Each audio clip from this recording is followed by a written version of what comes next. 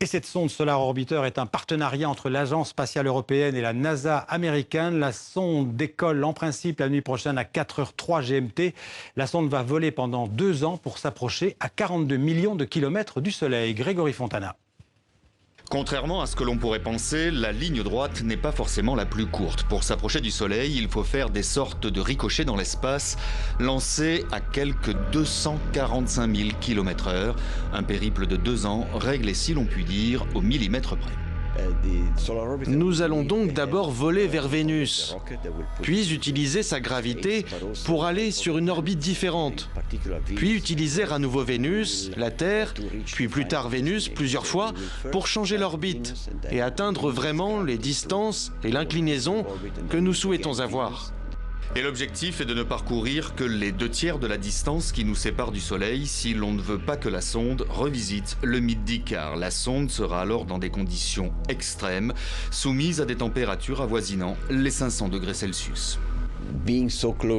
Étant si proche du Soleil, Solar Orbiter connaîtra un flux de chaleur très élevé, donc des températures mais aussi des radiations. Vous devez imaginer qu'à des distances de 42 millions de kilomètres, le Soleil brille 13 fois plus fort que ce qu'il brille sur Terre. Donc c'est une énorme quantité d'énergie. Et c'est de ce poste d'observation tout à fait inédit que la sonde pourra regarder pour la première fois le Soleil dans les yeux grâce à une dizaine d'instruments d'observation directe. Faire le tour du Soleil lui prendra 168 jours. Sa mission devrait durer de 7 à 10 ans. Pour commenter cette mission solaire, Sacha Brun est avec nous. Bonjour et merci d'être en direct depuis le Centre spatial Kennedy en Floride. Vous êtes astrophysicien, directeur de recherche au Commissariat à l'énergie atomique. Alors cette mission Solar Orbiter, c'est d'abord un grand moment de votre vie de scientifique ? Oui, bonjour à tout le monde. Oui, c'est un moment exceptionnel. C'est rare dans la vie d'un astrophysicien d'avoir la chance de participer à une mission spatiale d'une telle envergure, financée par l'Agence spatiale européenne et avec une contribution de la NASA.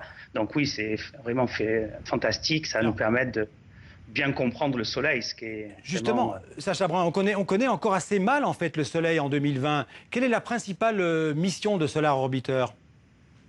Mais en fait, si vous voulez, Solar Orbiter va nous permettre de relier 2 parties du Soleil qui, jusqu'à présent, pendant plus d'1 siècle, ont été séparées. L'intérieur du Soleil de l'extérieur, son atmosphère étendue. En fait, le Soleil est un gros électroaimant. Il génère un champ magnétique en son intérieur et ce champ magnétique se propage dans tout notre système solaire et il a un vent, comme vous l'avez dit dans le commentaire précédent. Et donc, arriver à coupler ce qui se passe à l'intérieur du Soleil de ce qui se passe à l'extérieur n'a encore jamais été fait. Et Solar Orbiter va le faire. En plus, il a des propriétés particulières d'aller voir les pôles du Soleil, donc une zone que nous n'avons encore jamais imagée et qui va nous permettre de comprendre comment le magnétisme et le cycle de 11 ans du Soleil fonctionnent. Alors, il y a une autre sonde, Parker Solar Probe, qui a été lancée en 2018 pour aller encore plus près du Soleil. Les 2 sondes ont des missions différentes.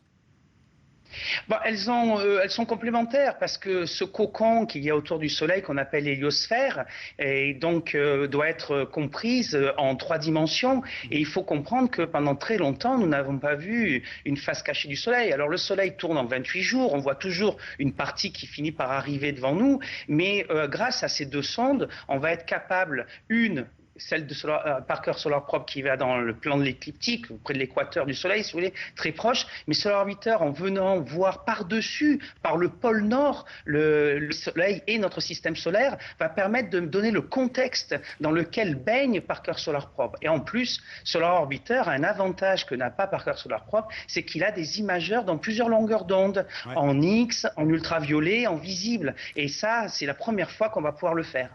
Est-ce que grâce à cette sonde Solar Orbiter et à sa sœur, donc Parker Solar Probe, on va mieux comprendre le climat sur la Terre ? Oui, alors on parle plutôt de météorologie de l'espace, c'est-à-dire que c'est en fait l'impact du Soleil. Le Soleil a des fureurs, comme je l'ai dit, il a un cycle de 11 ans. Cette activité a des éruptions. Ces éruptions peuvent se propager jusqu'à notre planète. Le phénomène créer des aurores boréales. Et donc, ça va nous permettre de mieux comprendre l'impact de l'environnement spatial autour de la Terre. L'impact du Soleil sur le climat de la Terre, c'est un autre sujet. Merci beaucoup, Sacha Brun, de ces premiers commentaires sur cette mission solaire depuis le Cap Canaveral en Floride. Merci.